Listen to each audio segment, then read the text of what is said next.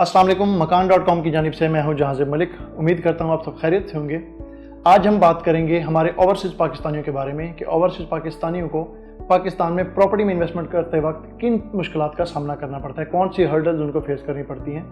तो उसमें कुछ चीज़ें हैं कि कुछ लोगों का एतराज़, हमारे पास काफ़ी क्लाइंट्स के एतराज़ इस तरीके से आते हैं कि किसी लोकल से उन्होंने बुकिंग करवा ली है, किसी डीलर से बुकिंग करवा ली है या किसी ऐसी मार्केटिंग कंपनी से बुकिंग करवा ली है जहाँ पे उनका कोई रिकॉर्ड नहीं मिल रहा है।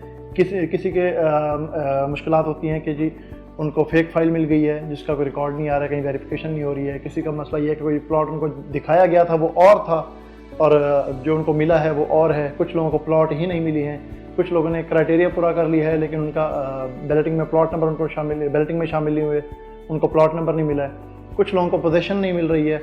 कुछ लोग ऐसी सोसाइटियों में इन्वेस्टमेंट की है जहाँ पे उनको ना ही कोई डेवलपमेंट की जा रही है, इवन कि उन सोसाइटीज़ का 6-6 साल में अभी तक गेट तक नहीं बनी है। तो काफ़ी ऐसे क्लाइंट्स हैं जिनको इस तरह की मुश्किलात पेश आती रहती हैं, उनकी अपनी मेहनत की कमाई जो होती है वो ज़ाया हो जाती है। तो इसी चीज़ को हम एड्रेस करेंगे कि किन किन चीज़ों का ख्याल रखना चाहिए, किस तरीके से उनका बेहतर इन्वेस्टमेंट हो सकती है, जहाँ पर उनको रिटर्न ऑन इन्वेस्टमेंट अच्छा है अगर वो इन्वेस्टमेंट कर रहे हैं तो, या फिर अगर वो अपने रिहाइश के लिए उसको ख़रीद रही हैं तो उनकी रिहाइश वहाँ पर पॉसिबल हो सके, उनको जल्द पोजीशन मिल सके। तो ये तरीक़ाकार होते हैं।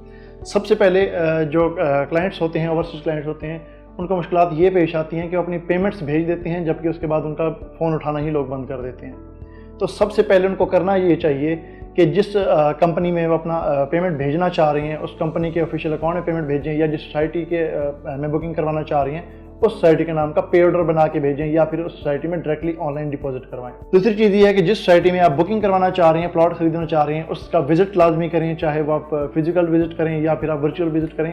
दोनों ऑप्शंस हमारे पास अवेलेबल होती हैं। उसका विजिट लाजमी क्या करें ताकि आपको एक चीज़ का पता चल सके कि आप किस चीज़ में, किस सोसाइटी में और कौन से ब्लॉक में, कौन से साइज़ में आप इन्वेस्टमेंट करना चाह रही हैं, वहाँ पे डेवलपमेंट किस तरीके से चल रही है। उसकी एनओसी देखें, उसके बाद उसकी डेवलपमेंट देखें, उसका डेवलपर देखें कि ये प्रोजेक्ट डिलीवर करने वाले लोग हैं या सिर्फ ये भागने वाले लोग हैं।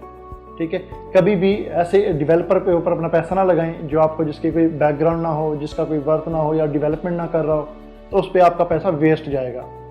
तीसरी चीज़ ये है कि फ़ेक फाइल्स होती हैं, मार्केट में फ़ेक फाइल्स बनाई जाती हैं, बेची जाती हैं।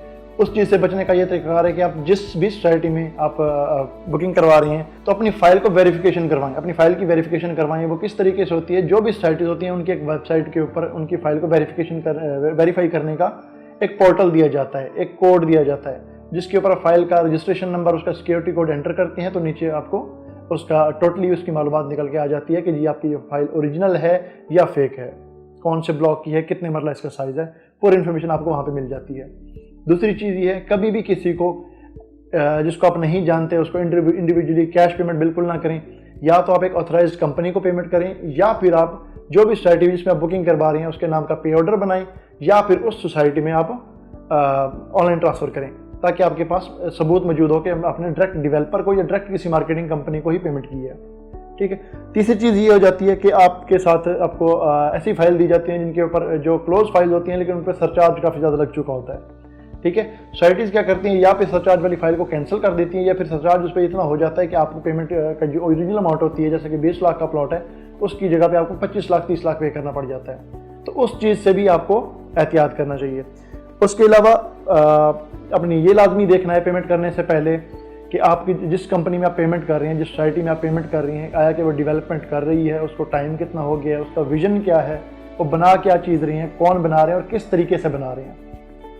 प्लस जिस अब मार्केटिंग कंपनी में पेमेंट कर रही हैं उस मार्केटिंग कंपनी के बारे में चेक कर लें कि जिसका FBR में रिकॉर्ड है, वो SEC से रजिस्टर्ड है, ताकि उस चीज़ में आप गवर्नमेंट को, कोई मसला आपके साथ हो जाता है तो आप गवर्नमेंट को भी उसमें इन्वॉल्व कर सकते हैं। और जो मेन मसला आता है हमारे ओवरसीज़ क्लाइंट्स को कि वो जो भी बुकिंग करवाते हैं, पेमेंट्स करते हैं या प्लॉट की परचेजिंग करते हैं तो उनमें उनको कोई भी उनका रिकॉर्ड या अपडेट्स वगैरह उनको कोई नहीं मिलती हैं। तो ऐसी एक मार्केटिंग कंपनी या ऐसी किसी फर्म से आप रब्ता करें जो कि आपको हमेशा के लिए सर्विसेज भी फ्राहम करें, जिस तरह के मकान.com है।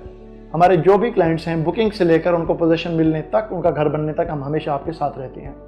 मकान.com आपको बुकिंग में, आपकी फ़ाइल रिकवरी में, आपको फ़ाइल पहुंचाना आपके घर तक, उसका आपके बाद डिस्काउंट ऑफर लगवाना, आपके सरचार्ज ख़त्म करवाना और उसके बाद बैलेटिंग में इंक्लूड करवाना, पोजीशन दिलवाना, और ऐसे बहुत से मामला होते हैं जो कि आपको कहीं पे भी प्रॉपर्टी खरीदते वक्त फेस करने पड़ती हैं। तो मकान.com हमेशा के लिए आपको सर्विसेज देगा, बेहतरीन सर्विसेज, बेहतरीन रहनुमाई और सिक्योर बुकिंग के लिए आप मकान.com में रब्ता कर सकते हैं, हमारी वेबसाइट विजिट कर सकते हैं या फिर हमारे यूएन नंबर पे कॉल कर सकती हैं। हमारा यूएन नंबर आपको स्क्रीन पे शो हो रहा होगा, 0331 1111 049 हमारा नंबर है। जहां से मलिक को इजाजत दीजिए। Thank you so much.